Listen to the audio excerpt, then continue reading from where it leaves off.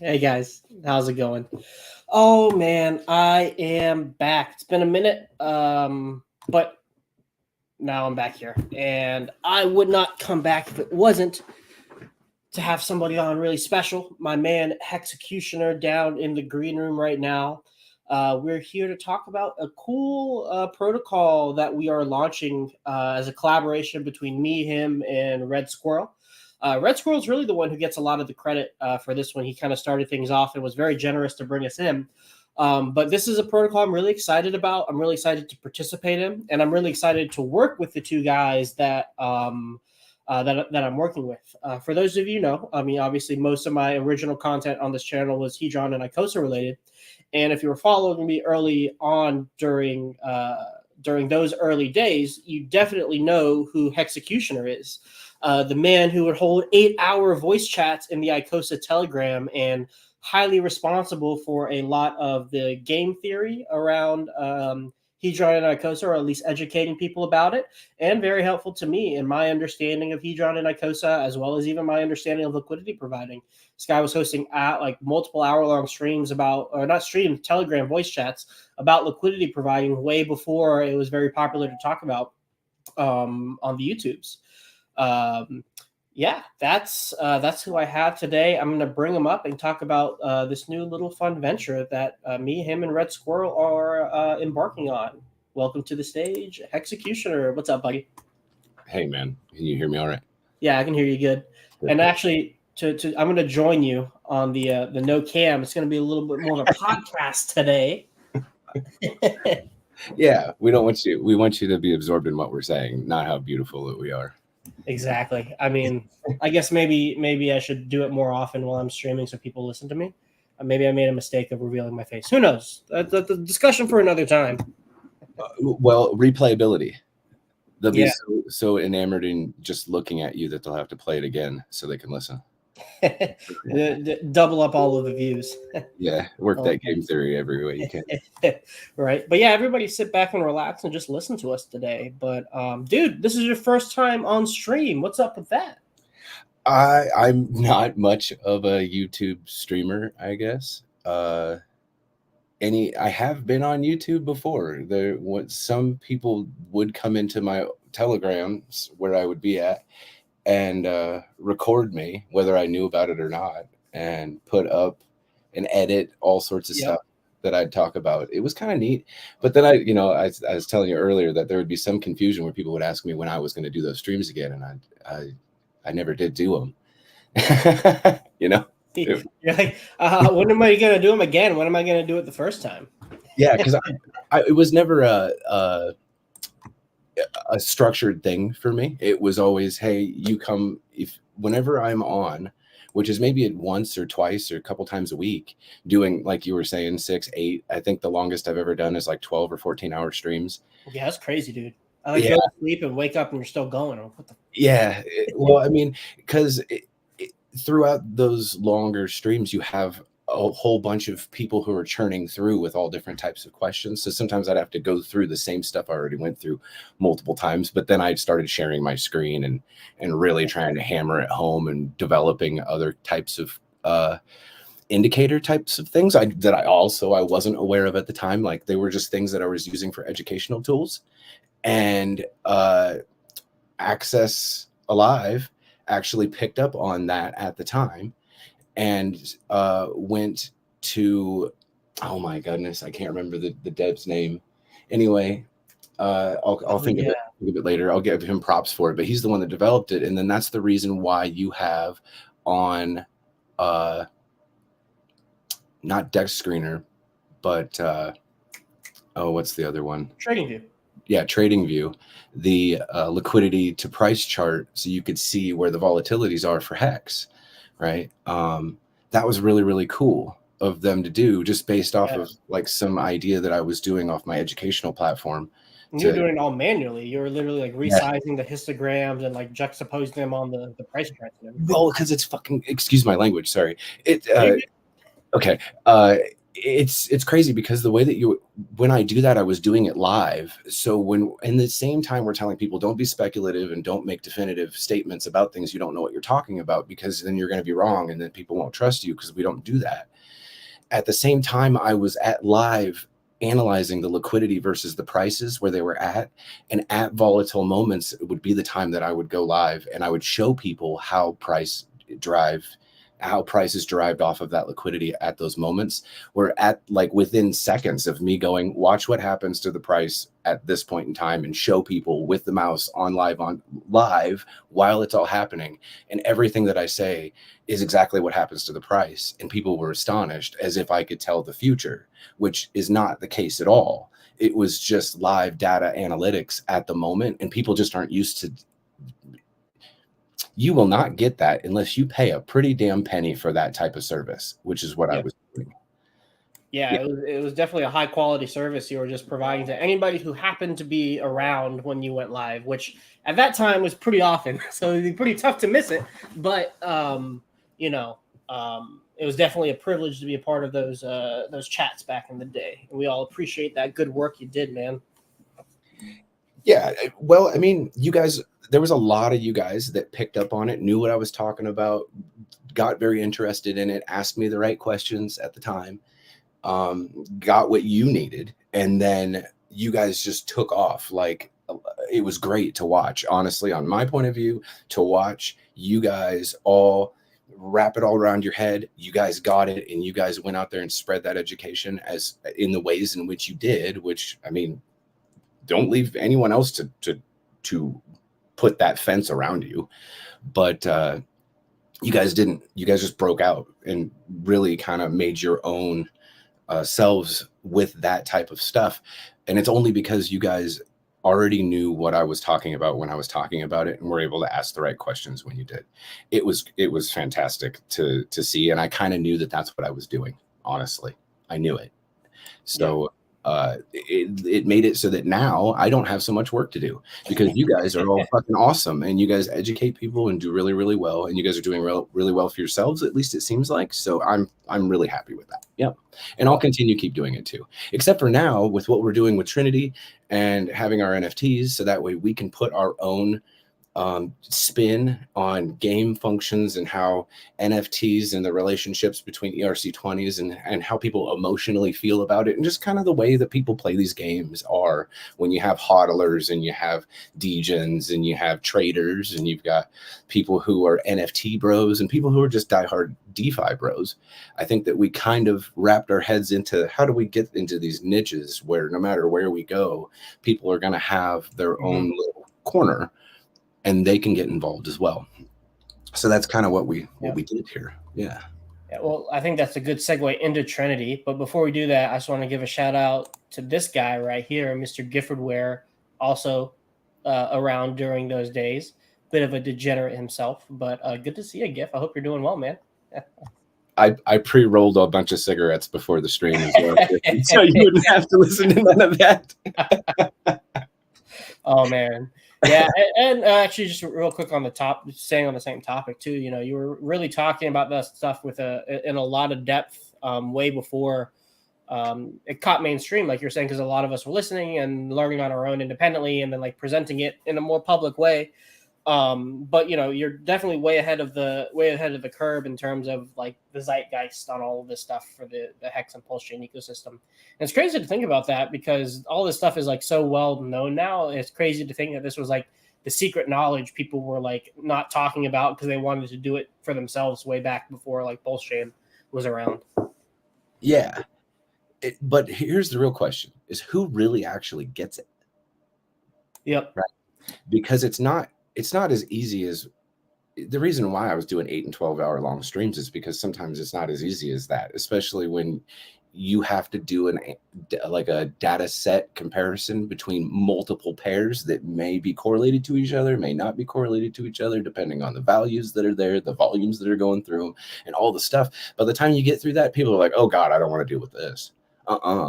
But if you were to drag your ass through the mud of going through what you need to look at to see where the value of those assets are, then you don't need to do a lot of the data collection. By the time that you've done it for years and years, like I have, you can just kind of just go look at stuff, and then you're like, oh, I see. Yep. And then you just kind of know what to do real quick. It's almost like as long as you look, then you know. And that's where you need to get by people saying do your own research type stuff, right? Leaves you with a big old gray area. Well, what the hell is that, right? Like, well, I mean, we can kind of streamline those types of things to like other groups that, yes, you may have to pay for to be able to get privy to the small sections of data that may have already been collected for you to just go look at. That's what you're paying for usually. Otherwise, if you just want me to tell you what you need to go do the research for yourself, I'll be glad to do that type of stuff. I'll do it for free even. Right. But if you just get involved with what we're doing, we may just in the background do like 90% of all that work for you. And then you just, I don't know, buy stuff, get involved, participate, hodl, trade, do whatever you need to do with what we have going on, and maybe get into some of the game theory of what we think maybe on how things work. Then you could become the next person that does this exact same type of thing, right? Experiment with stuff, see what works, see what doesn't. Don't take too much risk. This is all it's gambling, all of it. Yeah, I mean, well, gambling's a strong word with like a lot of negative connotations, but it's probabilistic. It's like probabilistic bets, basically, like trying to increase your capital. And there's a probability that you're going to win and a probability that you're going to lose. Right. And if you can understand the dynamics behind the reason why everything works and the reason why something might have a value at all, then to give a correlation to somebody that can do that would be a person that can count cards. Yep, exactly. And so your ability is just a little bit higher than everyone else, but you're still taking a risk. You even somebody that can go look at the stuff still knows that like there's risk everywhere. Like you just can't, this is not the game that you play when you're like, yeah, I'm just going to go trust 100% this thing. And a lot of us do get that way. Like I could tell you a few things that I have 100% trust in, right? Yeah.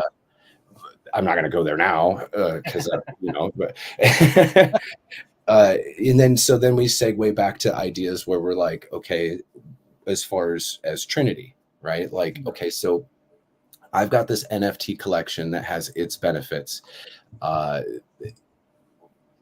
We have your NFT collection that has its benefits. We got Squirrels NFT collection that has its benefits, and they're all different. All the benefits that come from all those is all different. So if you hold all three of them, then you're going to be getting smashed from all sides with whatever it is that we decide to do at that moment. Or any moment throughout the time period of, I mean, forever now at this point,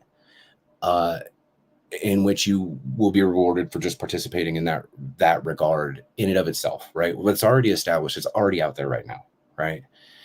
And then when we're adding this layer of Trinity on top of it, it's kind of like right now with NFTs, you have to go to NFT marketplaces. And with those NFT marketplaces, you better have a marketing ploy up your sleeve to be able to sell and juke and jive your way through to get other people interested in the reasons why they should be paying you royalties, right? Which is, it's great because it's the only avenue you have, honestly. But now when we release Trinity, at least for our NFTs that, like I said, all have these individual benefits, you will have a different avenue because you'll be able to redeem your NFTs for ERC20s.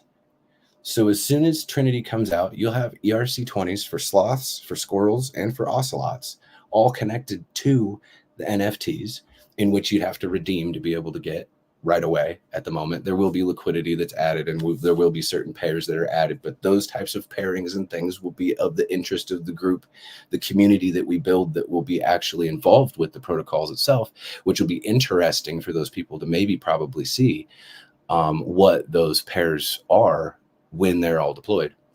And then not only will there be ERC20s for the NFTs themselves, Ocelot, squirrels and sloths, but there'll also be a Trinity token as well. And so with that Trinity token, I guess as far as the mechanics go, when you do a redemption across the marketplace with your NFT to the ERC20s, there'll be a fee. There will be a fee. It'll be significantly less than the fee that you would pay for the royalties off of any of the NFTs in and of itself, right?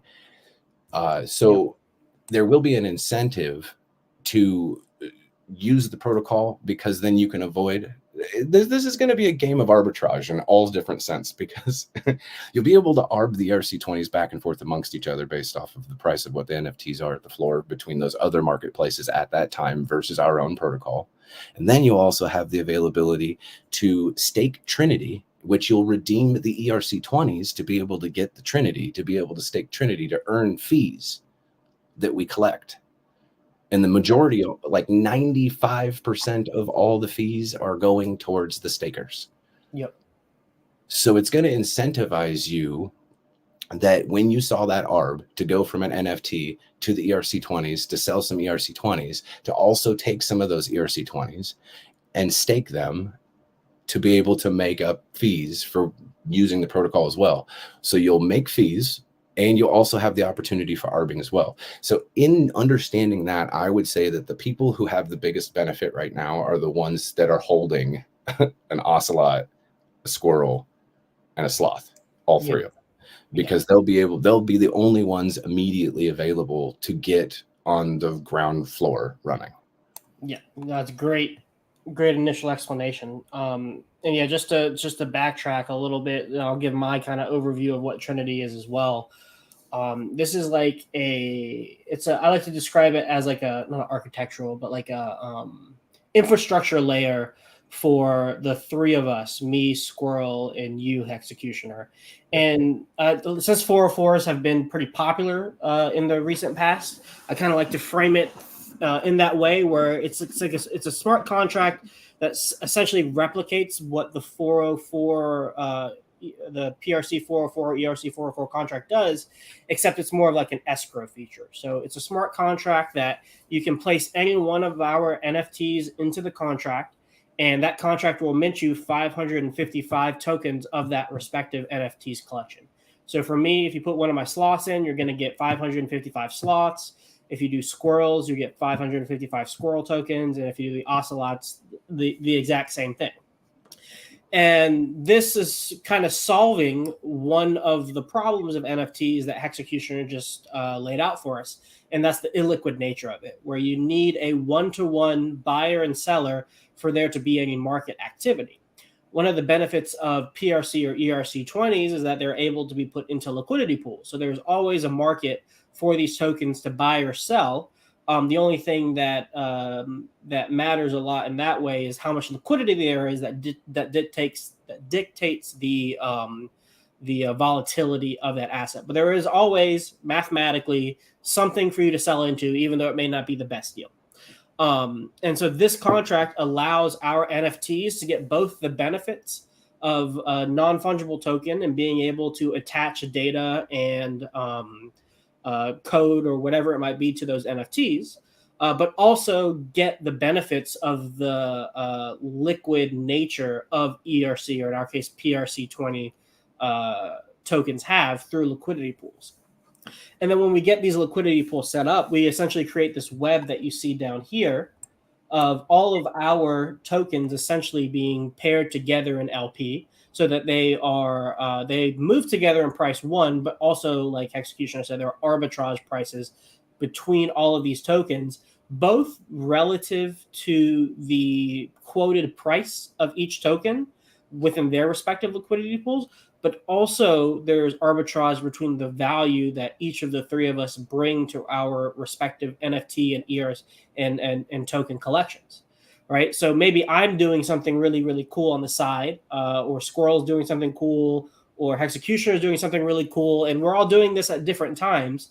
Well, the value that we're creating individually eventually gets funneled down into this base level of liquidity that we're setting up, which is why I call it an infrastructure protocol, because it in of itself isn't like, well, it is a complete product, but it in of itself isn't the end. It's the base for us to build out in the future, and then to funnel value into, both to provide you guys value who are supporting us through by owning these NFTs, but also by amplifying the amount of value that each of us create, because each of us are getting the benefit from everybody else's value through that base level of liquidity and arbitrage that's able to be taken place between our tokens. And as you can see from the thing, Tetra as well. We're all big fans of Tetra, and we'll probably be utilizing that feature somehow in this protocol overall. And so anybody can participate in this. It's not out yet, and it's coming soon. But if you own any of our NFTs, that's the way that you can position yourself to be able to get your stakes in the infrastructure that we're building from the get-go, and as well as the Trinity token as well. But that's not out yet either. I mean, I think that it has potential to get pretty game theory-ish, like in the respect. Okay, so let me throw some game theory out. Right now, I still have a mint that's going out live right now. So that means that the baseline price of the floor right now is 1 million pulse, right? Which is less than $100, right? Right now. It wasn't last month. Right. So if we launch Trinity and it still needs to be minted, and let's say that I'm gonna wait till towards the end of the stream to release any information that would be beneficial to the people that are listening right now. So there is a teaser for later, I guess. But now I'm going to go into this, which is kind of the inevitable teaser. When we release airdrops, right? If it was Sloth or Squirrel that said that they were going to have an airdrop that was going to launch, and Trinity was out, and you weren't able to get yourself a Sloth or a Squirrel on one of those marketplaces, but people had already turned in some of their Squirrels or Sloths for ERC20 tokens through Trinity protocol, then they'd be able to go mint an Ocelot, turn it in for 555 tokens, and then turn it back in again by trading those 555 Ocelot tokens for 555 Squirrel tokens, and then redeem through the contract again and get their Squirrel or their Sloth. You see what I'm saying? Like, so as long as there's that arbitrage that's there between the tokens of themselves, but since mine isn't minted out yet, there's always going to be that arb of that million pulse point between all three of them anyway. And I believe that your guys' mint prices right now are not your mint prices, but your floor prices are particularly high. Let's take a look at Squirrels. Right, 3 or 4. And what if when the liquidity comes out? Now, I'm not going to make this statement that this is going to be true. So let me just make that disclaimer right now. But what if whoever decided to make the liquidity to make the price of 555 Ocelot tokens higher than 1 million pulse? Yep. And did that intentionally to make the mint out, which then it's going to go ahead and suck away that particular arbitrage for anybody at that point in time as soon as it does mint out. Yep. Which is kind of a tactic, I guess, now at this point, now that there are some that are there, for people to be able to take a direct arb off of the mint. But as soon as that's done, then that is going to create a different opportunity at that moment, because now it's set at a floor price at that time, right? So then it's going to be a little bit different of a game there. So now what if, so Squirrel had an airdrop of Nope tokens, right? Yep. What if I have an airdrop, you have an airdrop, and then there's something else that comes out, and the only way to get that particular airdrop is only the people who hold all 3 of them. But now there's people that are sitting with ERC20s and they did whatever they've done. Now they're going to want to go back through and check all the marketplaces, go check Trinity to go see if there's even any NFTs in there for them at that time, because somebody might have front run that whole situation at that moment because somebody was doing ARB. Yep. So there are going to be some people that are going to be dedicated to trying to make a couple bucks off of trading the ARB back and forth, regardless of the fee that's there, just to continue to keep that going. And then there's going to be people who want the NFTs because, like you alluded to with Tetra, when Tetra tools come out, that we may be developing arbitrage opportunities across the entire of all DeFi that will be whitelisted for people who hold our NFTs, and they'll be able to participate in doing that as well, right? And if we're the authors of those things, then it just gives us another stream of revenue to pay out or do fun things or giveaways or other types of incentivizing things for our communities, which we intend to grow with all of the relationships that we have through DeFi that we've had for years now. So this is going to be fun, in my opinion. man. Yeah. I agree. And for those of you, if you guys were watching on the screen, I compared the floor prices of Squirrels NFTs, mine, and Hexecutioners. Squirrels, it looks like you can get for 1.3 mil on Beatbox. And then for mine, it looks like it's about 2.8 to 3 mil Pulse. So the cheapest way to get into this ecosystem right now is to mint yourself an Ocelot. Now, there is a cool little feature for the Ocelot minting where you do have the ability to pay double for one.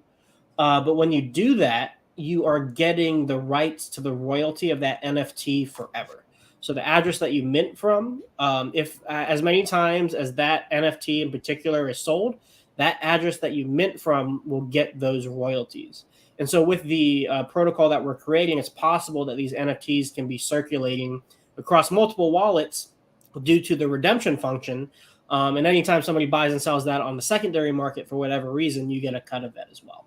Well, the secondary, the way that I see it is when people put their NFTs into the protocol to be able to get ERC20s, if they haven't redeemed back, then their NFTs are in there until somebody else comes and takes it. So if somebody else comes and takes it, then there's no NFTs in the Trinity protocol, and everyone wants to hold the NFTs, and all the ERC20s are back into the protocol again. That's going to make the ERC20s pretty rare at that moment. Yep. And it's going to force those people to go the only other place that they have availability to get the NFTs. Like I said, what if the airdrop that we have is something that's valuable to people that they would want? So then they're going to have to go to those second party marketplaces and pay the royalty fees at that time. Yep. Which I think that some of those people, when they saw that I had that second option on there, that they were like, wait a minute. So there's always a yin and a yang. So no matter how many sides are in a room, if you're good, you can touch all the sides, right? If you're only just touching one side of the wall, then you aren't experiencing the whole room. So there's going to be certain people that just want to touch the one wall. There's going to be certain people that just want to touch two walls, and there's going to be certain people that want to touch all the walls, the floor and the ceiling. So we provide that, and there's if everybody goes to the right, then the person that stayed on the left is going to be the biggest winner. It's a lot like when people were talking about how Hedron and Icosa and that whole thing was, when it has this reflexive type of system like that. Yep. But it's not attached to a bunch of. Everyone's going to start fresh. Everyone had to buy the. I mean, if you want to participate, then you're going to one way or the other. You're going to have to get an NFT, or you're going to have to purchase Trinity, or you're going to have to purchase the ERC20s, and then figure out how to jump in when the rope, when the ropes are turning for jump rope. You got to get in at the right moment or strangle yourself, right? Yep. And I don't mean that in the negative context. I just put that because that was me being funny, but not literally, no. But I mean, that's all that we understand this in the game of crypto. The way to win is to garner participation from your community. Yep. And if we offer ourselves to gain more engagement from our community, then we'll get more participation by proxy. Like I was saying at the beginning of the stream, how all I did was just to educate people for hours and hours and hours, and you guys went and ran with it all on your own. I didn't have to do a whole lot past doing what I love to do and just sit there and talk about the things that I love, and you guys saw the benefit in it and went and ran with it. Well, we can do the same thing with our community as well and educate people, tell them all these different options, and then we're not going to tell you which option to take. We're just going to tell you all the options that you have available to you, and then have fun with it, right? Yeah, dude, 100%. Click the wrong button there. I think actually let's go over one of the basic arbitrage opportunities that people have with Trinity. I think that would be good, just as the basic, because it gets more complicated than this if you start to think of like the intangible value that each of us can create, or even the tangible value that each of us can create for either the ERC20s or the NFTs. But a really simple arbitrage is between the price of 555 of the tokens and one of the NFTs. So say, for example, you see that you can buy one of one ocelot on the NFT marketplace for 1 million pulse, for example. But the price of 555 ocelot tokens is 2 million pulse. So you would go on the market, you would buy that one for 1 million pulse, you put it through the contract, and then you would sell those for 2x of profit. Now, what happens in that transaction is one, the person, let's say someone minted the royalties for that one by chance, they get a cut of that. There's royalties pays, and then there's a fee paid to the contract as well. And so, and then as well, there's a fee paid to the liquidity providers who are providing the infrastructure for people to be able to take advantage of that arbitrage opportunity. So that's one very simple arbitrage that people can take. And then the other one is, say the price of the 555 NFTs is 555 tokens is 500,000 pulse, and 500,000. But the floor on the secondary market is 1 million, and we're just assuming that there is decent volume and people are actually buying it for 1 million. For some reason, whatever that reason might be, you could buy the tokens off the market, redeem it for the NFT, and then sell it on the secondary market. That's like the most basic arbitrage feature that's being created with these NFTs, with this contract. Do you want to speak on that a little bit, Hexecutioner? Oh, I'm sorry. I was reading the chat. Yeah. I was letting you flow with it. I'm sorry. No, you're good, man. Reiterate. I'm sorry. My bad. I just kind of set the foundation for like some of the arbitrage opportunities, like the basic one from token to NFTs via the liquidity pool and the secondary market. I just kind of outlined that whole the two ways you can take that ARB. I mean, other ARBs would just be between the ERC20s themselves. Yep. As one swings, as let's say Ocelot 555 Ocelots higher than what the price of 555 squirrels would be just in and of itself, then you'd be able to ARB back and forth because the price floor value of each Ocelot and the market value that you'd sell it on that secondary market, or just go back through into the protocol itself, is all going to be dependent on whatever that is at that time, right? Like, so you're going to be making these decisions when you go look at everything all at once. And we intend so we're in the process of developing the front end right now for Trinity, and we want to be able to have a lot of that stuff already there, easily available for people to be able to just do it all from the front end. Our front end, to be able to look at all that stuff and make those types of decisions that they want to be able to do, instead of having to scour the internet for a bunch of shit. You know what I mean? So in just that, you'd be able to see. That's why I'm saying that it would be almost like, as soon as some of the ARB opportunities show up, where you're going to see a bunch of NFTs that are going into the contract and a bunch of ERC20s that are coming out, is going to have a swing that goes the other direction based off of whatever it is that is happening at that moment, which is kind of to the discretion of us whenever we decide to release information about whatever benefit just happened for this particular NFT or all 3 NFTs or whatever, when those types of things happen, regardless, at that moment. So it may be limited as to how many people all get involved and start to swing those things. Does that make sense? Yep. So it could be particularly violent at the beginning, of course. So I don't know. We'll have to see. Like, every single different NFT and every single different ERC20, even Trinity, is going to have these opportunities back and forth, because especially with Trinity, because when you're staking Trinity, you're going to be earning fees in the ERC20s. Yep. So if you pay a fee to do the ARB, then you pretty much make it back by just staking Trinity. Yep. So some people are just going to go buy Trinity and just stake it to make the ERC20s, so that way they can try to get free NFTs. Some people are going to just have the NFTs so they can hold on to them, and they're not even going to use the protocol. They just want the benefits that come with the NFTs and see what kind of value that they can get with them. Some people are just going to buy the ERC20s and hold on to that and watch the value go around on that as well. And then there's going to be people that are going to want to move them all back and forth and all around. And we'll provide the routes and stuff like that for that to be available for them to do at the best cost available for them to do it at.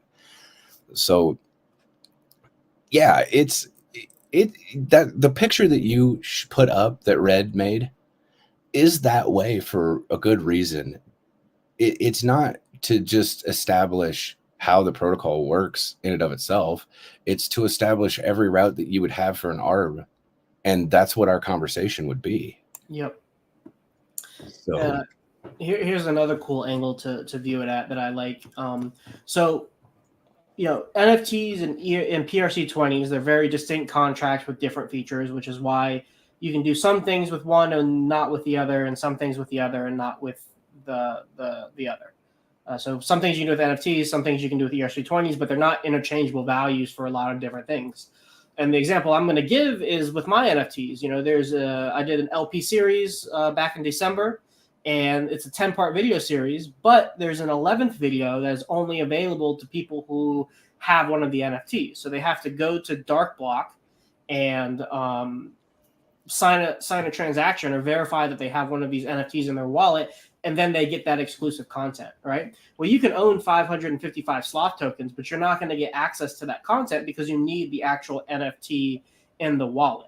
That's just one example, but there are many, like almost an infinite amount of ways that you can plug NFTs into different ways of unlocking value or providing value to NFTs that are only there for the NFT and not for the PRC corollary through Trinity. And the reverse is also true. There may be values that are conferred onto or given to these PRC20s that don't exist for the NFT contract itself.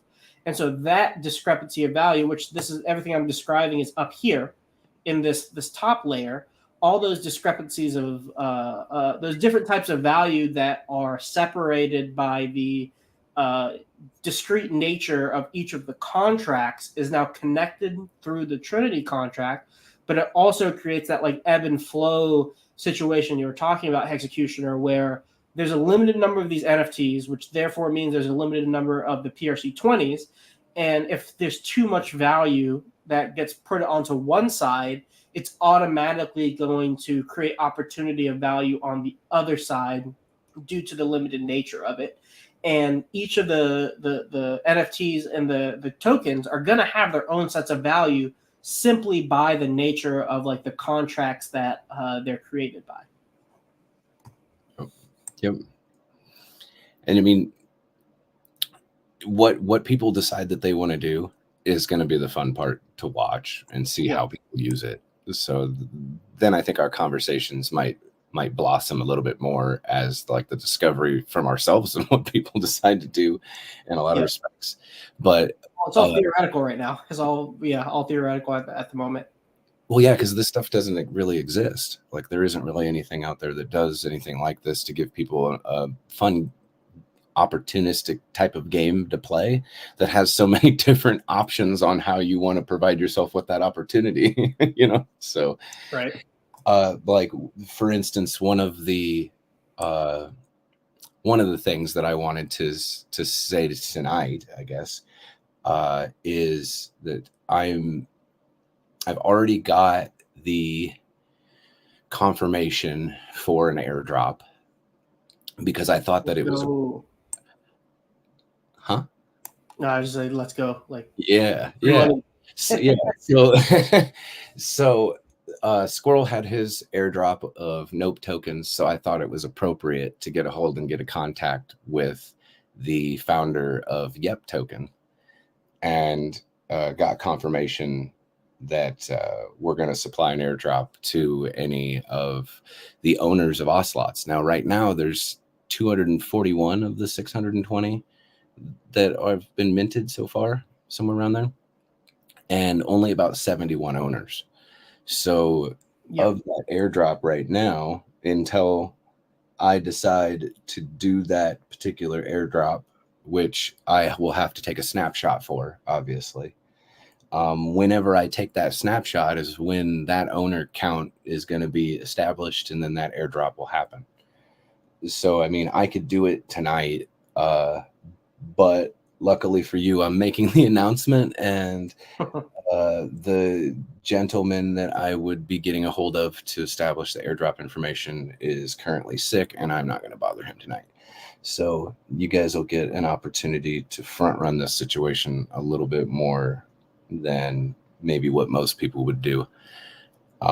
So yeah, if you're not a holder and you want an airdrop, and also I would say if you're not aware of Yup token, go look at the pairs that are connected to it and see what just recently happened with it when Yeah. when Nope token went, and when SolidX went, and when Access went, and all them. So it's kind of a sleeper type situation there. So I figured, I know the founder, Bright Light, and he does his own YouTube streams and stuff like this. He knows exactly, he's striking at the right moment. So I thought it was really interesting on what he's doing. So I figured, hell, I'll if he's going to support me, then I'm going to help support him as well. And with how he has his liquidity tied together with those guys, I'm pretty bullish on that. So I think that this is going to be a fun little thing to start off with as well. So we'll be doing that whenever I do that snapshot of the holders. Anyway, You heard it here first, folks. Go mint yourself an Ocelot and you get some free money on the side. yeah. And what was I going to say? Oh, guys, if you're minting an Ocelot and you have a sloth and a squirrel, try to mint from that same wallet, because the contract keeps track of all of the wallets that mint with both a squirrel and a sloth in that same wallet. Also, if you want to game it out, you can, if you wanted to mint 3, you could mint one from one wallet, move the NFTs to another, and mint from 3 wallets as you move the NFTs over. So you have 3 wallets on that list. What we're going to do with that list is, up for debate, up for discussion. But if you want to be on that list, you have basically until the Ocelots mint out to get on it. Yeah. Oh, and you get a discount on Ocelots. Oh, yeah. 5% for each of them. Yeah, you can have up to a 10% discount. So on top of the game theory that he was just saying to get yourself on to the Trinity list, you can continue to keep using the same squirrels and same sloths to move to the next wallet to mint the other Ocelot to get the discount again, and get the other wallet address that you have on the list as well. Yep. And like he said, well, that 10% paired with whatever the value of the Yup token will be is an extra discount on top of the mint as well. Yeah, I guess so. Yeah, when you think of it that way, yeah, you're actually getting a better deal now that I've said that. What your actual discount might be in the positive. You get a premium for minting one of these things, depending on what the price of Yup is and how many people mint, because the less people to mint, the more that each individual person gets, I assume. Well, naturally, that's how it works. Well, yeah. It'll be like based off of the NFTs. Yeah. Yep. So the more that you have, it's not going to be per wallet. I'll do it per the NFT count. Yes. Yeah, kind of the same way that they did Nope token. Yep. I'll do it the same way. So yeah. One thing I'm excited about is to see how the liquidity setups for each of our tokens differ. I mean, there'll obviously be a lot of corollaries like Pulse, each other, Tetra, like all obvious ones. But as we each evolve individually and find other communities that we're excited about, and we start pairing liquidity with our tokens, it's going to be fun to watch that, like each web kind of, I guess, manifest itself, kind of reflective of our own crypto journeys and where we go forward from the launch of Trinity. Yeah, since there's 3 of us, we could end up ebbing and pulling through Hart's law, quote unquote, which, I mean, I just call it price finding and how liquidity works. I just call it ratios, but yeah, it's like, it's just correlated or not, bro. Like, where's the money going to go? Well, I'll tell you where the router is going to go. Let me see all the pairs. This one, this one, this one, this one, from the biggest to the smallest. That's how it'll go. How big is your order? Is it bigger than the biggest pool? Then it's going to the next route. Like, it's simple. It's really simple. And since we understand all those types of things, just like what you're saying, is going to be interesting for the community that pays attention to what I guess we're doing. So yeah, It'll be interesting. Although another interesting thing is none of us really get like owner allocations. If we want to participate in these things, especially each other's, we got to have the NFTs of each other's to do it. We have equal buy-in as everybody else. Yep. I minted myself one.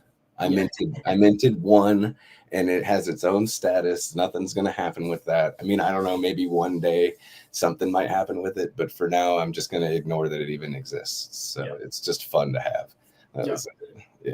That's another really interesting thing, because not everybody who owns one of these NFTs, especially like mine or Squirrels, because they were launched before like Trinity was a thing. And so there's always going to be a percentage of people who aren't going to keep up with things as they go, or are going to come in later. And so like the scarcity of the NFTs itself like will dictate like the thickness of the liquidity in a lot of ways. Yeah. Yep. I mean, that's something that I guess I didn't really consider either, as far as like, okay, we've already have all that understanding in our own heads on how to manage all those types of things. So we know that that's not going to be an issue when it comes to like how we manage it. But so I guess I'm not really getting into any issues, but I guess I never really thought about the types of people that wanted to come in and they're like, I want to provide liquidity, and then be that guy that just decides to sweep up a bunch of stuff. And then now he's like, okay, now that I'm in, everything has higher price points now. And you're just kind of like, all right, then I guess we're going to play that game. Well, and there's an extra dynamic on top of that doesn't exist with the normal way in which liquidity builds, which is people buying the tokens and then providing liquidity. They can obviously do that. Like, you know, these are AMMs. There's an infinite amount of tokens that people can buy. Not an infinite amount of tokens, but an infinite amount of money that can be put in because the price just continues to go up. But if people are sweeping these things from the NFT marketplace or buying it up on the token, that then has the ability to create arbitrage opportunities. And like arbitrage bots really aren't able to take advantage of that kind of arb as fast as between liquidity pools. So like between a liquidity pool and an NFT marketplace, like that's probably something that doesn't exist. And if it does exist, it probably isn't super efficient. So it's probably not really worth people's time to build in the first place. So there's some time lag that doesn't always exist that doesn't always exist with arbitrage between liquidity pools. And so that lag is something that people who are watching can actually take advantage of. Yeah, per block. Yep. Yeah. Yeah, I don't know how big flash loan type stuff is on Pulse Chain quite yet. I think it's there because we have fiat. It's technically available and we have it. I just don't know how many people are doing it or using it. Yeah. Not until Tetra comes out and people start building a few things. Because I think that's interesting how Omnis, it pulls its information directly from the blockchain as soon as it happens. So you get immediate updates. And I find that interesting, how that operates. Mm-hmm. Especially when you go look at other exchanges and you see, like, if you have like 9-inch, 9mm Fux, Piteous, Omnis all up, you can just click between all of them, put the same assets into their queue, click between them and see how different that they all are, and see their slippage analysis is between all of them, what they all are in different from each other, what routes that they take are different from each other and why. And then actually, so what a lot of people I noticed that they don't do, you know how when you go to actually confirm a transaction, that at the bottom of it says your actual amount that you're actually going to get? Yep. That is what I noticed people don't pay attention to. They only pay attention to the percentage of the slippage and the rest of that stuff, but they don't pay attention to the actual end result. So it's like, I don't care if the percentage is in the red or if it's in the green and it's telling you that you have an ARB opportunity and all you have to do is confirm. Because sometimes it's in the red and I'm looking at the number and I'm going, wait a minute, between all these exchanges, I can see the clear ARB opportunity and it's wrong. The data that it's showing me is wrong, but I see in the numbers that what I just got is true. So then I just take advantage of that. And I'm like, I don't know why some of the front ends are different, but I noticed that it's probably going to be that way. And something that we can probably take advantage of if we're just being mindful and paying attention to that. And for now, until they get a little bit more infrastructure on Pulse Chain, because after it gets more infrastructure, then those things are going to stop happening, and all that stuff is going to be a lot more accurate. But I guess if you wanted to build your own ARB opportunity structure, then just pull up all those exchanges and just have up the same pairs and just start swapping them back and forth amongst them, and watch what happens. I mean, I don't think a lot of people even pay attention to just doing something as simple as that, but I mean, if you listen to us, we'll tell you that there's like weird, silly shit that you can do that's really simple that most people would never think of, as opposed to trying to sell tops and buy bottoms and risking your bag and doing weird, I get it. I get that feeling that people get, but man, it's better to just see where the value's at and just get in and just hold on to it. And just, that's kind of why I'm hoping with these airdrop things that people won't just do what they used to do and just dump it for $1. I mean, what else are you going to dump it for? Some other thing that's attached and correlated to the same shit on Pulse Chain anyway? Or you want the stuff that's actually correlated, that's actually gaining value, and just hold on to it and say, maybe these guys understand what's going on here. I just want to see what happens here instead of just dumping the shit. See what happens. Dump a little bit of it later and don't hurt the community, because we're building right now. That's just what we're doing. So, yeah. If you try to cut the legs out from underneath something, and that thing is so determined to keep going forward, and you keep trying to chop the legs out, you're going to see that thing way ahead of you, and you're going to be still chopping at other people's legs way back behind everybody else. So that's what we're going to keep doing, regardless of that type of situation, is force people to want to participate whether they like it or not, because we're just giving stuff away. We're like giving away knowledge. We're giving away the opportunities. We're giving people the routes in which they would need not to go make money, but give themselves the opportunities to make decisions where they could do that on their own behalf. And then, you know how people love to, when they learn something, they love to just go tell everybody about it, because they're like, oh, not that I just learned something. They're coming to you like they're the expert now, right? Like, I've seen people talk to us because they didn't know who we were and try to tell us how things worked, and we're just kind of like, yeah, all right, like, yes, that is how that works. Good job. Yeah. You're like, okay, well, do I want to spend the time, on this? But you get what I'm saying. So I mean, there's all sorts of value that can be created that doesn't have to be just buy and hold and stake and hope and pray.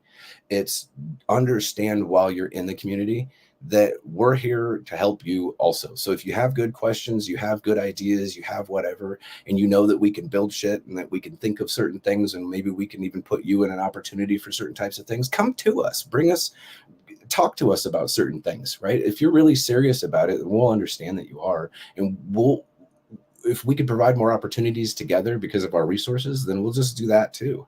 Why not? I mean, if you're not bullshitting, then we'll see that, we'll understand those types of things. There's a lot of us out here, dude. A lot of us out here that have been with each other for years now. And it looks like we're all in different communities and that we're all doing all our own things. But in the real aspect of it, that for like the last 4 or 5 years now, we've all been in Richard Hart stuff, and we've been kind of dabbling around in all these other aspects of DeFi, but we're all still here together.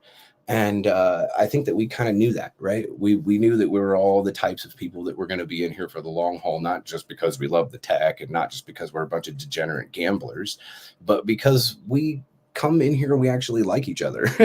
Like, for real, we actually all do, even though we fight and we say weird shit on Twitter and all other things, but ultimately in the end result, everybody is saying, I fucking hate you and I hate you, but we're doing this on the best chain in the world on Pulse Chain. And like, everybody looks at the camera and gives a thumbs up at the same time. And then 2 months later, everyone's all buddy and doing some sort of thing together.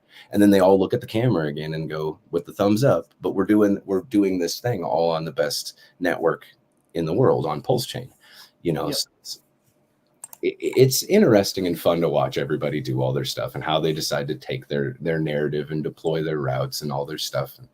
And I congratulate everybody that's doing all the stuff that they're doing that has a good intent behind it, period.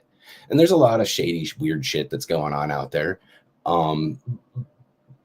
and I'm not going to get into any of that because I don't want to cause any turmoil with anybody on through this, but it's all really good. The fact that there's so many people that are building and so many people that are with ideas, and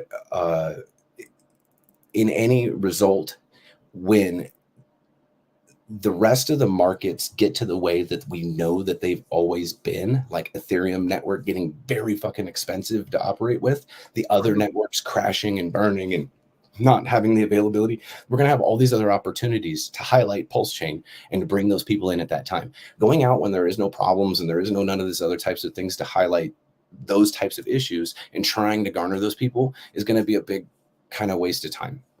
Well, not a waste of time, but it's going to be a lot harder of a hill to climb. Yep. And I think that at least in Pulse Chain, in and of itself, with all the people and the 400 different protocols that have all launched in like the last year and a half, it's going to get a lot bigger. It's going to get a lot badder. It's going to have a lot more to it. And we haven't even seen anything yet. Like there's so many other things that are happening in the real world right now that's just normal with how these ecosystems work, with legalities and all the other bullshit that's going on that causes for people to be worried at points when they shouldn't be worried and bullish at points that they shouldn't be bullish. And all it does is help the trading community continue to keep extracting a little bits of value here and there that they want to get, but it keeps them involved, right? It keeps people here. The excitement of if he fails, if it all fails, then it was a good ride.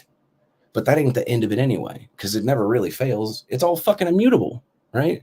So it's all going to go. Yeah, it's all going to keep going the way that it's going to keep going, just like everything else did. So this being scared part really shouldn't be there for a lot of the majority of all the reasons why you would not get involved with a lot of other investments in the real world. Right? It just, crypto doesn't really work that way. So on the other side, the potential if he wins, or if the community starts to win, or other communities start to fail, and we just aren't being really battered down by it too much, right? Like it doesn't really affect us, and we just keep moving forward like someone tried to cut off our legs, but we kept moving anyway, right? Then it just goes, their upward momentum from there is just astonishing for the potential. Because we know all the money that's sitting on the sidelines, dude. Like, yeah, there's been some deployments of a few $1 million here and there on some things, and it got some people excited and it shut up a lot of other people. But that is nothing when you can really do some data analysis for the however many years that we've been doing this and keeping track and watching the market makers and doing all these things with all these pairs before Pulse Chain even existed, so that we already knew what to look for and all these things that are happening. The money that can be deployed, the value that could potentially be deployed, is in the billions and billions of dollars, and people don't even have a clue. And as the chains themselves and the value of cryptocurrency as a whole starts to go up, and they all start to ratchet themselves, and the real bull market starts to kick in for those types of things, then the value for all of those things go up even further, even higher. So you could use less to do the same thing, depending on how much liquidity that you are providing across your own pairs for being able to move that price, when it's going to move upwards anyway because of the sentiment.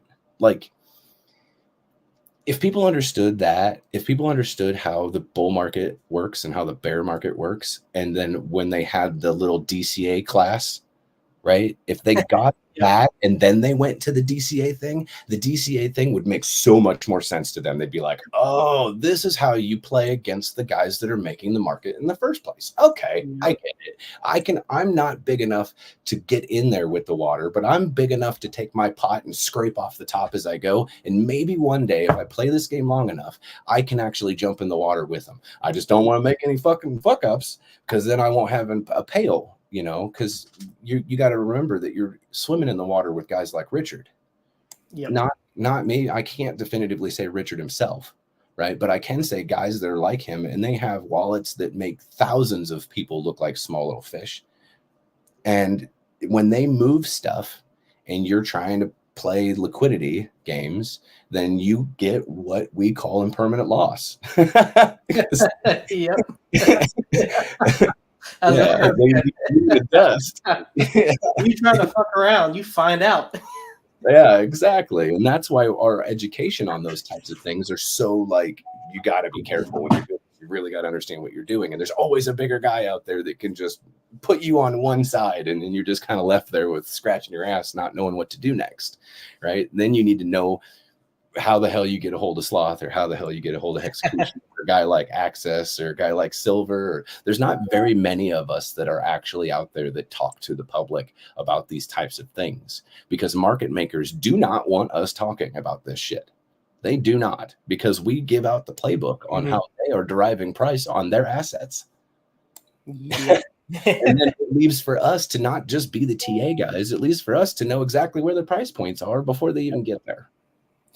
And anybody can practice it. Maybe you're not playing these games at the level of like Pulse Chain token, or like at a bigger game, Ethereum or Bitcoin, but you can play these games with a lot of these small cap coins that are on Pulse Chain right now, if you're able to get enough of the supply, or just play in your own little closed system that you create yourself and see how things move. It's cheap enough where you can set up your own little science experiment and kind of see how things go if you buy tokens, sell tokens, and then like create 3 tokens, pair them in liquidity in different ways. Like you can run all those experiments yourself. I remember back in the day, you were saying how like you had friends that you guys were basically doing that just on Ethereum and paying a crap ton of money to do it. And now you can do that for basically free. Yeah. But we don't, I mean, the reason why we did that was because V3 at that point from Uniswap was a brand new thing at that point. And nobody understood. That was Chinese to people. Even when we understood it and did the math and broke it down and spent like lots of, because Ethereum gas fees for providing liquidity is one of the more expensive things that you can do to provide liquidity and remove liquidity at any point in time. It's going to cost you hundreds of dollars. We even took screenshots of times when it was at its highest that it would cost like $5,000, $6,000, $7,000 to add or remove, which is like your entire profit that you had while you were in that pool in the first place. So we're like, no. And permanent loss, gas fees. That's the real loss. Dude, imagine this. Like, we've had this happen before. Somebody likes to click. Somebody likes to double click, right? So then they go there and they're like, oh, it's like midnight or whatever. This should be fine. And they double click the thing. And then here's the problem. You've got a $4,000 fee. Here's the bigger problem. You've got $4,000 worth of ETH. So it goes through. You lost all your money. Yeah. You rud yourself. Oops, forgot. It shouldn't have done that. So, and here's another thing that I think that people, new founders on Pulse Chain are starting to learn, is that you never deploy all of your liquidity at once. Yep. You deploy, scoop it up. Yep. You deploy all your liquidity at once because you think that that's what you should do. And you're not worried about it because you put it on V2 or something like that. Somebody will come through and they will buy all of your liquidity off of you at a very cheap rate. And then they will be the market maker from that point on. And they have control over your shit. Yeah. So you need to be careful of doing those types of things. Yeah. I always like a layered liquidity approach. You just kind of add, trickle it in over time as you start getting more and more market moves and kind of solidifying floors as price is going up. That's a pretty easy way to do it. Well, and before, like when we used to do it, we used to, since it was dangerous to get into V2 and a V3 back in the day when it was just Uniswap, that we would just play in the V3 pool where the big boys play to try to be able to minimize our ranges, to try to concentrate all of our assets, to try to be able to play within those ranges when it goes sideways, to maximize the that we would get, and just that's 100% gambling. Like every day you're fucking sweating it that you're in that pool. And and now, since we're on Pulse Chain and there's like, it's majority V2 of all the assets that are in there. So you can play that game and get in with your assets, the majority V2, and then you can go to V3 on some of these other protocols that are out there, the other dexes that are there. I think there's 2 of them, right? Does 9mm and 9-inch have V3? No, just 9mm. Just 9mm. Okay. Well, at least there's one, right? So then you can go play the V3 at certain price points and put thicker liquidity at those price points. So that way you can, if you were to I don't know, make thin liquidity and then buy against your own thin liquidity, which I mean, you're kind of tossing your money out the window, but you're doing it for a point. Maybe like a shakeout, right? You cause a big green candle for a shakeout. That doesn't make sense, right? Like, why would, well, yeah, people are going to sell into it. So you remove liquidity, get it to a point where you know that people are going to start to do that. Like you start to stagnate out the top, and then you slam a bunch of liquidity down at that top and remove liquidity down from below, and the price will never go down. It won't be sustained at that lower price anymore because you're not selling bread at $1 anymore. You're selling bread at $2, and this is where price is going to be. So it gets really volatile back down at the $1 range, but all the assets are up. Majority of the assets are all at $2. So as soon as somebody buys, it's just going to shoot right back up to $2, and it's going to hover around that until you decide to remove liquidity and move it again in the V3 side. So before it was dangerous because we weren't playing V2. So if you remove liquidity on V3, you rug pulled your whole community if you were the only person. So you'd have to add liquidity first. So you had to chop up your assets into multiple different stages of shit and then set liquidity between this zone and then a little bit higher and then a little bit higher, and maybe have like a wider one that goes across all three. So you're like playing like 6 different liquidity sets in the same pool, all with different ranges across these whole things to try to make certain price points volatile, some price points not volatile. And then when they're volatile because when you're adding those assets to those prices and when you're removing them off of those prices too. So when to buy and cause less slippage for yourself, and when to buy and cause the price to move against yourself. Sometimes making the price move is exactly what you want. Now you don't give a 99% of people go, I don't want slippage. There's that 1% that goes, I want price to move. Yep. And they're the market. That's what slippage is. Yeah, they're like, all these millions of assets that I have, I would prefer that they cost more and they're harder for everyone else to get. And everyone else that got in early, I want them to be rewarded. So what I'm going to do is I'm going to be price up here and I'm going to put a bunch of assets there. So if people want to sell into it, I'll give them all the fucking money they want. You can get out right here. Thanks. It's like you just opened up the elevator door for all the people who decided that they were done, and you let them off and you paid them on their way out. And then here we go again. We're going up a few more floors. Like, sorry, we'll see you at the top if you ever make it. You know what I mean? Yeah, that dynamic between having both V2 and V3 is really powerful, where you can essentially use the V2 liquidity to fill all of those liquidity gaps that would exist if you just had V3. So you can still get orders filled at every single price, so that there is coins available to trade. It's just like the volatility is going to be higher in those areas, and it makes it a lot easier to sustain a market basically by utilizing both, which is really powerful if you understand how to use both together. And for token founders, like, you want to put up a lot of coins at the beginning, you should probably be there at the trigger ready to buy up your own tokens. Yeah, exactly. Yeah. Yeah, we make it sound so complicated, but it's really not. Like, all that stuff is right there for you to look at, where all of the actual liquidity is, and you can just go look at the price, what the price is at, and then you can just go see where all the bread's at, which shelf it's at. Is it on the middle shelf, the top shelf, bottom shelf? What fucking shelf am I grabbing at? I think the angle that gets missed, I don't know, by a lot of people, but I get this feeling that people are missing this point, is that I hear a lot that people are like, oh, I just don't know enough to feel comfortable doing it. But like, all the information, all of the videos, courses, whatever you want from intaking information will only get you so far. At some point, you kind of have to do it to like get it and realize, okay, oh, this wasn't as complicated as I made it out to be. Through all of like the hours of content that I researched. Like, at some point you kind of have to dip your toes in the water and do it to get that last jump of understanding, Yeah. And you and I know who those folks are, because they're the ones that actually come back like a week or two later. Yep. And have the right questions at that moment. They're like, so I did this, and then I couldn't get a hold of you, so I did this instead.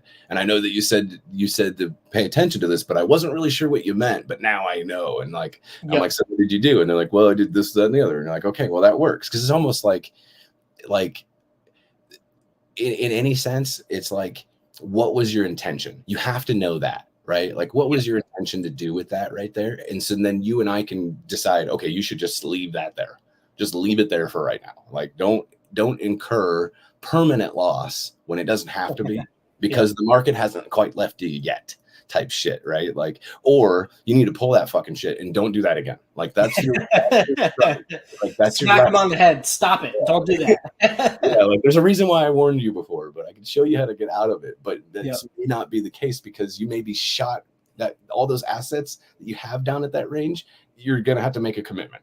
Like, you leave it there forever, and that's what happens. And you can maybe one day just take it out because you say, fuck it, I'm not waiting on it anymore. There's no way the market's coming back. Like, imagine the people that put in liquidity at 20 cents, and then it went up on Hex, and then it went up to 35, 40 cents or some shit. And they're like, oh man, it left me high and dry. But if they would have left that in there when that liquidity came all the way back down over there, then they would have been on the other side.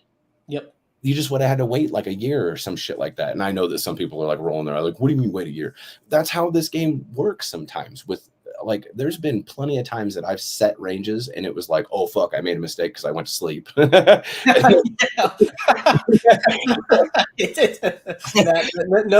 statement encapsulates crypto better than that. Yeah. Well, I mean, if you were in on last cycle, you know what I mean by that. Yeah. That was funny. Yeah. So, and then you just had to figure it out. And then, like, I would just, like, I knew at that point that, like, I knew what I was doing. So I also knew whether I was okay with leaving it there and then watching it go to, you know, and it's the opposite, right, of you worrying about impermanent. And now I'm watching it go to astounding level. Like, if I would have just taken it at that moment and then moved it up with the rest of them, which I wouldn't have known because it was the biggest whale in the entire ecosystem that was moving the price, the God whale at the time. There's no way that I would have been able to front run him, anybody, at that moment. And you just had to kind of leave it there, right? You just, like, there's been times that I've done it too. Well, I'm just holding a bunch of USDC now. I guess it's happening. Like, I'll buy it back later, I guess, in a year or some shit, when it comes back through my range, right? So then I learned to deploy multiple ranges across multiple things, so that way in an impermanent situation can end up being countered by the permanent gain that you got, because you already had another section that wasn't even in range at the time. It was way up above, and you're like, this is my moon bag up here. Well, your moon bag just made up for every loss that you just had. So you're like, well, that's fucking thank God I did that, you know. So everyone wants to set limit orders, and that's what market makers are doing essentially through V3. They're setting them in all these different ranges of averages, from the lowest price to the highest price of your range as the average of all of it as a median at the center. So you just want to make sure that you're trying to capture that, right? So if it's in between a penny and 6 cents, then your median is what, 3.5 cents or 3 cents. Penny and 3 cents, 3.25 or something. If it's a penny and then 6 or 5 cents, 6 cents, whatever, right there. In between those two numbers. Right. So that means that if you sold at that half value of about 3 cents, then you're going to want to buy back in at the value that's lower. So you take that lower range and you already set up USDC on one side well below that. And then you go with assets of the other side of it way above it. And so you're like, no matter where the range goes, that you're going to be net neutral now. But in the meantime, you're gaining fees, right? So you're like, here's my really risky play in the middle that's already in range, and here's my other ones to make up for it. Now, the one that I put on the opposite side is going to be the one where I said that you're going to have to leave it now because the market left without you, because you're almost setting that up for that to happen. Yep. Right? You're like, this is my really long play, which is what I learned by doing V2 before V3 even came out in the very first place. Was all the market makers didn't have these games that they could play where they could make volatile price points and all these other types of things to be able to do that. Now you have those opportunities, but back then it was pretty safe, right? Because I know that Uniswap is famous, well, at least in my group of people, famous for having this. The quote of V3 liquidity is like 500,000% more efficient than doing V2. But in that same respect, it's 500,000% more risky for you to do it the other direction. You could lose your money just as fast as you can gain it. Yeah. And I just want to give people a visual to everything that Hexecutioner just said, just to make it a little bit more clear. Let's just do like this is pulse die, right? So going up, that's price going up, down, price going down. This red line is where the price is at. This liquidity position up here, this green one, at the time of the red right here, it's 100% pulse because it's above where the price is at. And down here, because it's below the price, it's 100% die. So these are like the two positions that Hexecutioner was talking about where you're kind of like net neutral because you have liquidity set both below the price and above the price. So let's say like the price like trades and ranges and then it goes up in here. As it's going up here, let's say it gets to this like 50% mark. Everything above here, this 50% is PLS, and this 50% is die. So you're like selling out of your position for this upper one into die from pulse, and you're earning fees while you're doing it. Well, this position down here is still 100% die. And so even though you're getting impermanent loss in this upwards direction, you're still holding on to this die position that you had down here. And then if the opposite happens where it goes down and into this range, everything above it is like before 50% PLS. If it's right in the middle, 50% die. And so like, you know, the opposite one is the one that's quote unquote like out of range or like it's in a place where the market isn't going. So you're not experiencing any impermanent loss, obviously, because it's not in the money. You're having 100% pulse. But the other one is kind of making up for that situation where you're DCAing now into the asset. So you have two positions that no matter what the price does, you're positioned to be able to take advantage of it. And the other one just has to sit there until it's time for it to until the market decides to go into that range. And then like a move might be, you know, you have this position down here, this pink one, here, pink. You know, you have this pink range, and maybe the price goes below it, so then you're 100% into pulse, and then you pull the position, so you're 100% pulse now, and then you pull the position here so that you hold all of that pulse so that you can have the money as it goes up, and maybe you re-add a new position somewhere right here to like DCA out. So if the market never actually gets to this higher price point up here, you're at least taking some profits via liquidity at this middle range. And if it does shoot up way up here, well, then you're happy because all of this pulse only gets sold at this higher price. Well, and then on top of it, like what you said, when the range goes down to the bottom and you're 100% pulse, before you shot that black arrow up and to the right there, because you removed that pulse, let's say you're the main market maker, you remove that pulse, it causes for there to be less liquidity in the pool. So when you're buying back in, because that's what you were doing, right? And other people see that low price point, they start to buy back in too. It's through less liquidity. So it causes more volatility to the upside. So you really shoot that sucker up. Now imagine this also. Not only do you have the range on the top and the range on the bottom, but that whole range in between, the top, the bottom green being the top and the top pink being the bottom, is a whole third range that you would also play. Mm-hmm. So that entire time while it's back there moving up and down, you're earning fees through that. And that's your main, where the majority of where you would have had the thickness of your liquidity in the first place, because you're trying to hold that price in the middle there.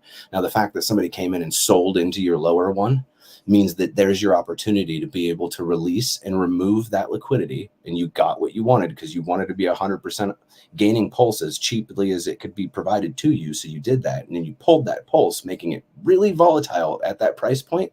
And then you just spend a couple ducats that you got shooting it across the bow, and then shoot it right back into that middle range again, where you're already sitting there with the majority of your assets because you comfortably wanted it to be there. And if somebody did it to the high side, you could just go sell some assets and bring it right back down there after you remove your top liquidity too. Yep. So you don't even have to have your own liquidity there to stop you from moving the price. But if you wanted to capture the price, like I said, that middle range, you're going to have that availability of removing the top and the lower ones and adding the top and the lower ones to be able to facilitate where you want that price to be as a market maker. Now I would say you want like an entire percentage of the whole asset's value to be able to play those types of games. Like if you're in a $10 million pool, you're going to want to be $100,000 of it. Yeah. And you're still barely going to be able to make the price doing that. Yeah. And what I drew right here, guys, is this is the LP histogram. So the further to the right it is, like the more liquidity that exists. And so like if I understood you correctly, like you have this third position right here that's thicker because you're trying to hold price there, but you have these other alternate LP positions to capture prices that if it happens to move outside of that range. Yep. And then what Hexecutioner was saying is like, say we get that situation that's right here where it goes lower, you can remove some of this liquidity. So then you make this to zero. So just pretend that's not there. And then you could add it back on top here so that now you have a thicker liquidity above it and you're supporting price at this range that you might want it to be. Is that what you were saying? Yep. As long as price is in that range that you just removed liquidity from, then it makes that price movement a lot more volatile to anyone who buys or sells. But if your intention was to know that in the RSI or there was other indicators that was like, this is usually where the bottom bounces off of anyway. Because it was a new moon, whatever it might be, you know. Yeah, all the TA guys are all saying that this is where it's going to happen. So you just, as a market maker, you're front running that because you're the one that's facilitating the price anyway. So it makes it look like people are right and people could read crystal balls and all this shit when they really can. It's just the market makers that are like, well, this is what they say, so this is what we'll do. So I'm going to make sure that I'm making money off of that type of knowledge because they have a lot of people. So let's say that the price okay, so remove that bottom bit of liquidity in the pink there. Do that again. Boom. There you go. Boom. Okay, now that's gone. Now the price can't be facilitated in that lower range. Let's say a couple buys are made and it goes up into the range in the middle that you wanted it at, right? Yeah. All right. So now it moves up into that range and now it's going across in the middle in the black area there, right? Now you want to facilitate the price to go even higher. So what you do is you remove that black liquidity, right?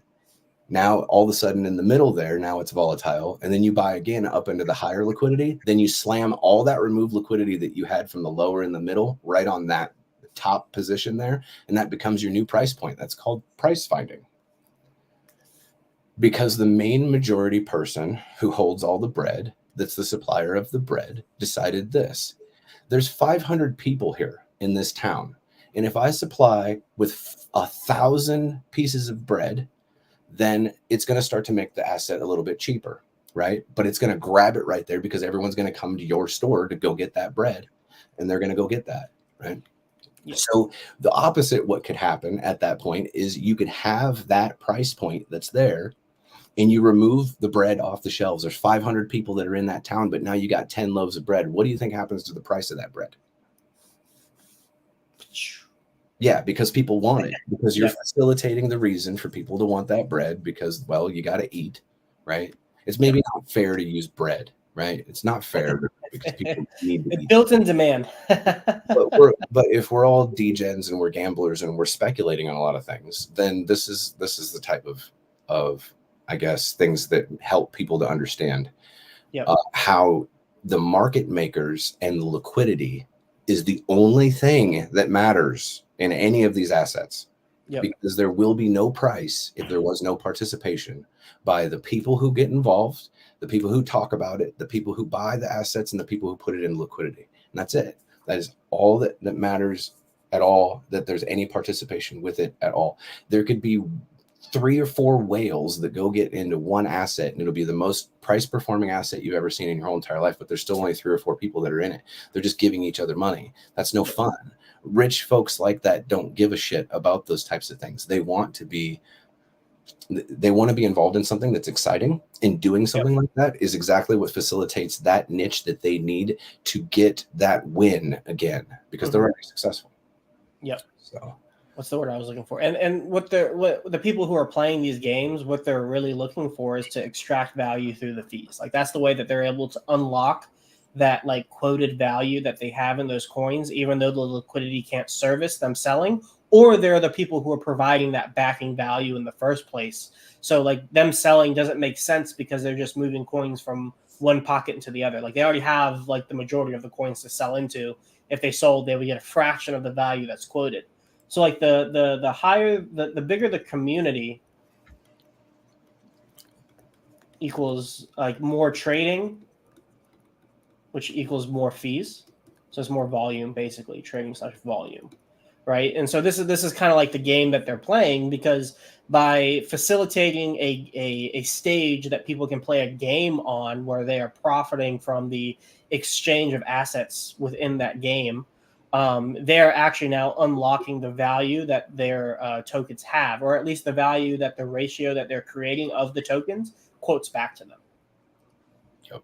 And they're taking paper value, basically, you know, fugazi money, and they're turning it into real money, especially in something like, you know, you have like, you know, shitcoin X versus like ETH or Pulse, whatever it might be, where the other thing is the value backing asset. So 50% of their fees is like real yield in things that are real yield in things that have like fiat backing value, basically. And Pulse is kind of a little less because Pulse gets its value from ETH. Where was I going with that? And then also they're using the impermanent loss to a degree, depending on how much of percentage of their bag that they're moving around to support prices, and how much they're using that when they pull the liquidity, they're just siphoning off for themselves, because as prices going up, they're essentially just selling out. Yep. And another, you know, market makers that provide liquidity at certain ranges for traders to go crazy and start trading a lot. What the market makers end up doing is extracting values from the traders through the fees that they pay. Yep. So it's that was something that Richard Hart actually brought up that I thought was really interesting, because it's so true. It's like we should in any respect be welcoming to all types and kinds for the value that they can bring, whether it is to look like they're going to make an attempt to try to pump and dump in any sort of way through their commentary or their influence or whatever, right? Type of situation. Yep. Sometimes happens. Yeah. Yeah. Well, I think that's a great place to end it. Nice little liquidity lesson. Yeah, I'm sorry. Maybe you should charge people for this.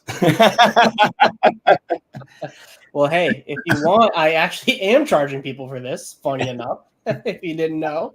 I'm running a course this weekend, yeah. Funny enough.